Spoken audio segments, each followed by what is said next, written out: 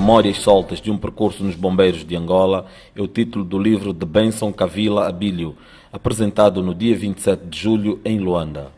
O livro, com 225 páginas, retrata o surgimento dos bombeiros em Angola e sua implementação desde o tempo colonial.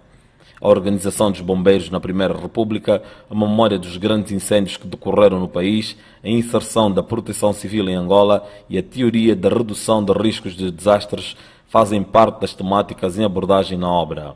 Em declarações à imprensa, o autor explicou o propósito da concepção deste livro. Transmissão de testemunho para as novas gerações, porque foram eles que pediram, foram eles que praticamente que me criticaram por ter lançado um livro que não tinha nada a ver com a sua profissão. Então eles disseram: comandante, vens a lançar muitos livros, mas nós também queremos que escreva alguma coisa sobre a profissão que nós estamos a exercer nesse momento. Então fiz o esforço para apresentar essa manta de retalhos. Benson Kavila Abílio é autor dos livros Bucama, o Mujimbo de Angola Profunda e o ensaio sobre uma componente cultural da criminalidade oculta em Angola, lançados em 2007 e 2013, respectivamente.